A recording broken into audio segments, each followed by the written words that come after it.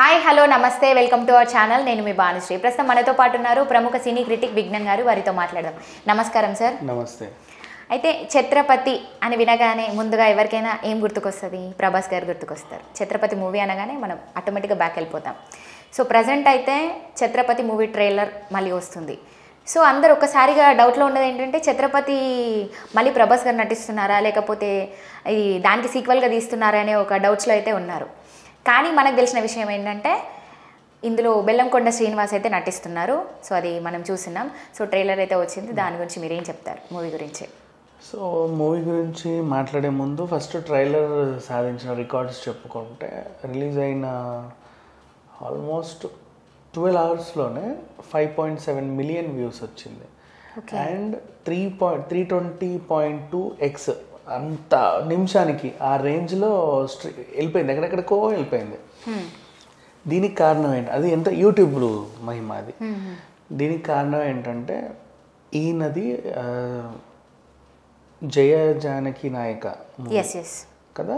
అవును, జయ జానకి నాయక మన బెల్లంగా ఆయన పేరేంటి, బోయపాటి సీను గారి డైరెక్షన్లో సినిమా.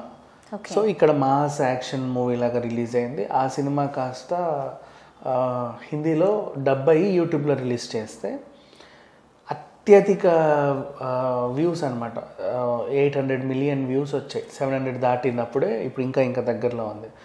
సో ఇండియా చరిత్రలోనే మొత్తం యూట్యూబ్ చరిత్రలో అంత రావడం ఒక సినిమాకి అది ఒక రికార్డ్ అనమాట. సో అది అయిన తర్వాత ఆల్మోస్ట్ సరైనోడు సినిమా ఒక పొజిషన్లో ఉంటే అది ఇంకో పొజిషన్లో ఉంది. టాప్లో ఉన్నాడు.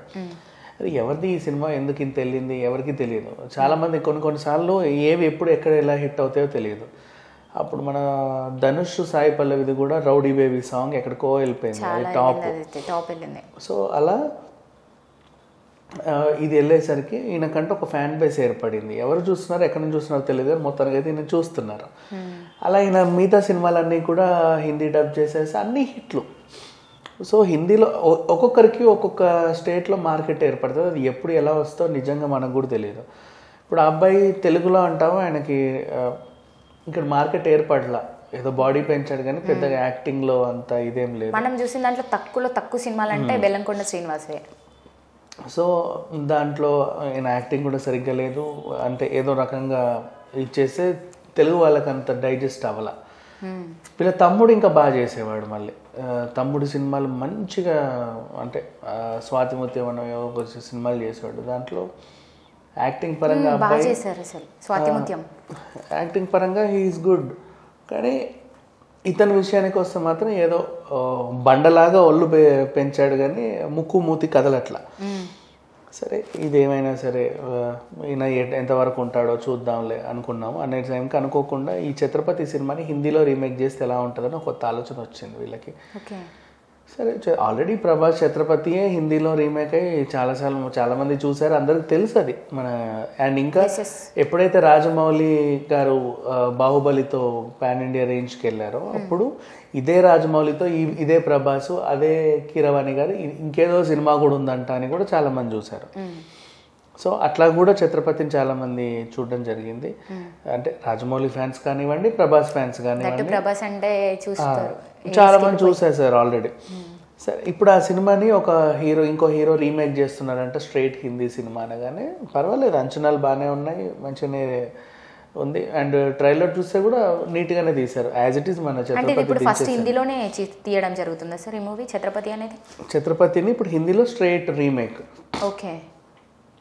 యాజ్ ఇట్ ఈస్ తెలుగుది చేస్తున్నారు. కాకపోతే ఇప్పుడు నాకు ఇప్పుడు చిన్న అంటే రికార్డులు అయితే బద్దలు కొడుతుంది, ఎవరికి నచ్చుతుందో వాళ్ళు చూస్తున్నారు. బట్ ఒక సినీ క్రిటిక్గా మాట్లాడాలి అంటే అందులోనూ మన శ్రీయ క్యారెక్టర్ ఇందులో ఎవరో అమ్మాయి చేసింది. ఆ అమ్మాయి కూడా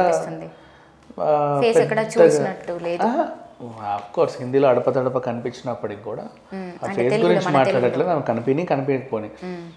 ఆవిడ ఒక యాక్టింగ్ నాకు అంతగా నచ్చలా. తల్లి క్యారెక్టర్ కూడా డైజెస్ట్ అవ్వలేదు. విలన్ అక్కడ మనకు చూపించిన ఆ రేంజ్లో ఇక్కడ ఏం లేదు, ఏదో దుబాయ్ సైట్ లాగా ఉన్నాడు. ఒక రకంగా ఉంది అంటే అంటే ఏమో అంటే బాలీవుడ్ వాళ్ళకి నచ్చేలాగా తీసుకుంటారు, మనకి అయితే డైజెస్ట్ అవ్వలేదు. కానీ ఓవరాల్గా చెప్పాలంటే వినాయక్ గారి డైరెక్షన్లో వచ్చింది. మన వినాయక్ గారు అక్కడికి వెళ్ళి ఈ సినిమా తీయడం చాలా గ్రేట్. మ్యూజిక్ బాగా నచ్చింది నాకు. మళ్ళీ ఇప్పుడు మనకి ఛత్రపతి మ్యూజికల్గా పెద్ద హిట్, అండ్ అలాగే అన్ని మంచి మంచి సాంగ్స్ ఉన్నాయి ఛత్రపతిలో. AHBY వాళ్ళే కానీ గుండు సూది సాంగ్ కానీ, ఐటమ్ సాంగ్తో ఫస్ట్ టైం మన ఆమెను పెట్టుకుని మన్నేరా తింటివిన కృష్ణ సాంగ్ కానీ, ఇవన్నీ మంచి ఇది. అండ్ ఛత్రపతి థీమ్ మ్యూజిక్కే అసలు ఒక రేంజ్ కదా.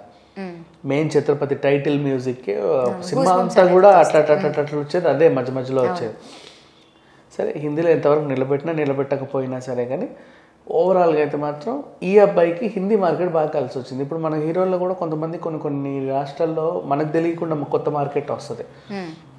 అంతెందుకు ఇప్పుడు మనం కూడా స్టార్టింగ్ ఎప్పుడో పందెం కోడి ఇలాంటి టైంలో అవి హిట్ అయినప్పుడే ఈ విశాలంట ఒక హీరో అంట అని చెప్పేసి గుర్తించాం. అప్పటి నుంచి అడపతడప 1-2 సినిమాలు రిలీజ్ అయినా కూడా పందెం కోడితో కొంచెం బాగా ఇదయ్యాడు. సమంతతో కూడా ఒక మూవీ చేశారు అది. సో ఆ తర్వాత మెల్లిమెల్లిగా విశాల్ సినిమాలు చూడడం స్టార్ట్ చేశారు. నెక్స్ట్ అంతకుముందు మాధవన్ తెలియకపోయినా సఖీ సినిమాతో మాధవన్ని చూడడం స్టార్ట్ చేశారు. అండ్ అలాగే వీళ్ళు అంటే ఒక్కొక్క హీరో ఒక్కోసారి అలా కనెక్ట్ అవుతూ ఉంటాడు తెలిసి తెలియకుండా. గజినీ లాగా సూర్య బాగా కనెక్ట్ అయిపోయాడు. అంతకుముందు సూర్య 1-2 మనకి చేసినా కూడా డబ్బింగ్ అయినా కూడా గజినీతో బాగా కనెక్ట్ అయ్యాడు.